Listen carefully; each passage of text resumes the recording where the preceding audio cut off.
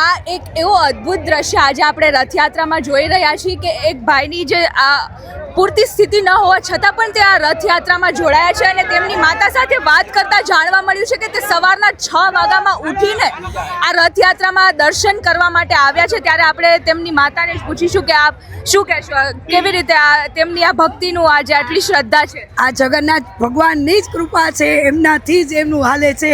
32 વર્ષના cerebral palsy child છે, જગન્નાથજીની યાત્રા પણ કરીને આવ્યા છે। 11 જ્યોતિર્લિંગની યાત્રા આ ઈશ્વર માટેનો જ બાળક છે ને ઈશ્વરનો જ અંશ છે, ભગવાન જ એનું સંભાળે છે।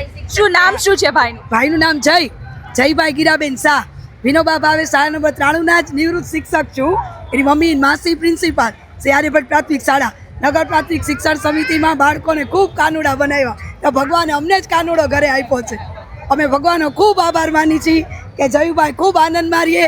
જેવો પોલીસ બનવાનું સપનું છે અને બધું પોલીસની વસ્તુ ઘરે રાખી છે, આજે જ હેલ્મેટ રહી ગઈ, એની મોટરે સીપી સાહેબની મોટરે લીધી છે 7 સીટર। જયુભાઈ બધે યાત્રા કરે છે। ખૂબ જ પ્રેરણાદાયી આ કિસ્સો છે, આપણે સાંભળીને ખૂબ જ આમ આશ્ચર્યજનક તો ઠીક પણ એકદમ નવાઈ લાગશે કે આ સ્થિતિ હોવા છતાં પણ તેમને જ્યોતિર્લિંગ ફરી આવ્યા છે।